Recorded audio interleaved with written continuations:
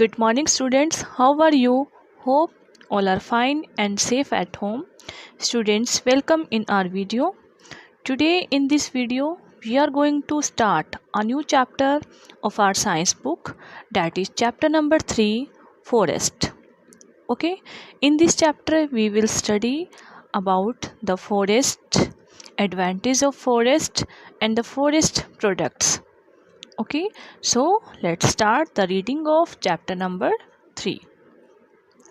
Chapter 3, Forest. Forest means jungle.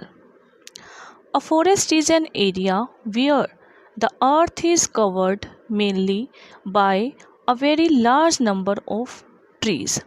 Forest students, forest अर्थ का वो एरिया है जो ट्रीज से कवर्ड है.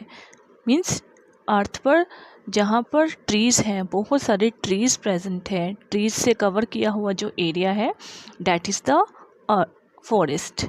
The very large number of trees in a forest support many life forms.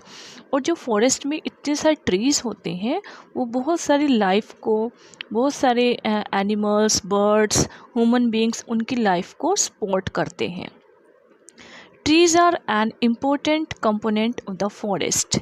They clean the air, cool it, and on hot days conserve it at night and act as excellent sound observer. Students, trees are important component of forest. Forest means jungle. तो trees जो होते हैं वो forest का एक important component है, एक important part है. Okay, they clean the air. वो ट्रीज़ क्या करते हैं, हमारी एयर को क्लीन करते हैं. Cool it on hot days. और गर्म दिनों में जब समर के डेज होते हैं उनमें ट्रीज़ क्या करते हैं, एयर को कूल करते हैं, ठंडा करते हैं. And conserve heat at night. और रात में वो हीट को अपने अंदर कंजर्व कर लेते हैं. ठीक है, तभी तो जो नाइट्स होती हैं वो ठंडी हो जाती हैं, क्योंकि जो प्लांट्स होती हैं, ट्रीज़ होते हैं, वो हीट को अपने अंदर कंजर्व कर लेते हैं. And act as excellent sound observer. Sound absorbers, sound को एब्जॉर्ब करना. जो ट्रीज़ हैं वो साउंड एब्जॉर्बर की तरह भी वर्क करते हैं. ठीक है, साउंड को एब्जॉर्ब कर लेते हैं. जैसे घने जंगल होते हैं तो वो उनमें जो साउंड है एब्जॉर्ब हो जाती है. Okay, so trees are the important part of the forest. हमारी एयर को क्लीन कैसे करती हैं ट्रीज़? स्टूडेंट्स, ट्रीज़ अपना खाना बनाते हैं. हमने लास्ट चैप्टर में हमने स्टडी करा था the plants make their own food by the process of photosynthesis. अब प्लांट्स अपना खाना फोटोसिंथेसिस से बनाते हैं. तो वो क्या करते हैं, किस मटेरियल का यूज़ करते हैं? प्लांट्स कार्बन डाइऑक्साइड गैस का यूज़ करते हैं. ओके, और ये कार्बन डाइऑक्साइड गैस उनको कहाँ से मिलती है? ये मिलती है उनको एयर से. ओके, एयर में कार्बन डाइऑक्साइड गैस प्रेजेंट होती है. सो प्लांट्स क्या करते हैं, प्लांट्स इस कार्बन डाइऑक्साइड गैस को एयर से लेते हैं. ओके, और जब अपना फूड प्रिपेयर करते हैं तो वो एयर को कौन सी गैस रिलीज़ करते हैं? ऑक्सीजन गैस रिलीज़ करते हैं. सो इस तरीके से प्लांट्स एयर को क्लीन करते हैं, साफ़ करते हैं. ओके, सो दैट हम शुद्ध हवा में ब्रीथ कर सकें, ऑक्सीजन को इनहेल कर सकें. ओके, तो इस तरीके से प्लांट्स क्या करते हैं, एयर को क्लीन करते हैं. Look at this picture of the forest. Forest की एक पिक्चर है. तो फॉरेस्ट में कौन होते हैं? ट्रीज़ होते हैं. फॉरेस्ट में एनिमल्स होते हैं, बर्ड्स होते हैं. ओके, ये सभी कहाँ पर प्रेजेंट होते हैं? ये फॉरेस्ट में प्रेजेंट होते हैं. ये फॉरेस्ट की जो लाइफ होती है वहाँ पर कौन रहते हैं? वाइल्ड एनिमल्स रहते हैं, बर्ड्स. ओके, और ट्रीज़ होते हैं. The forest create a special environment which in turn affects the kind of animals and plants that live and survive there.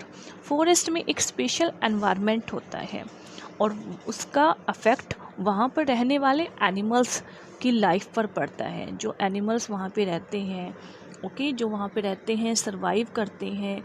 ठीक है, तो उन एनिमल्स की लाइफ पर फॉरेस्ट के एनवायरनमेंट का अफेक्ट पड़ता है. Forest develop a place where life where the average temperature is greater than 10 degree and annual rainfall of at least 200 mm.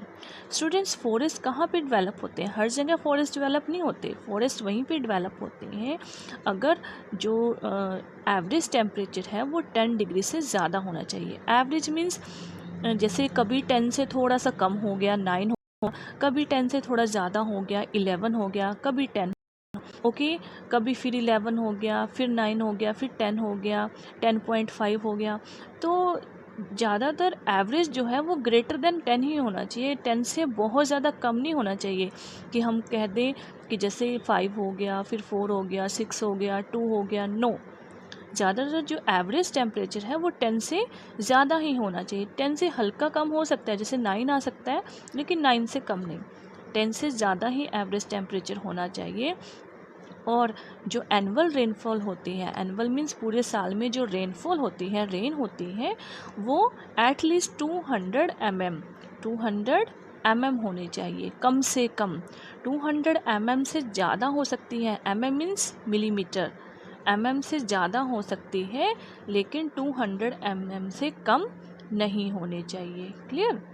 For early man forest was his home.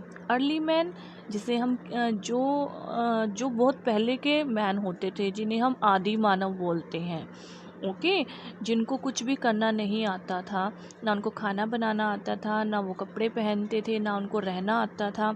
Okay जो सबसे पहले के जो man हैं in the beginning of the life, that are early man. तो early man के लिए forest क्या होते थे? उनका होम होते थे, क्योंकि वो फॉरेस्ट में ही रहते थे, जंगल में ही रहते थे, वहीं से खाना खाते थे, वही उनका घर होता था।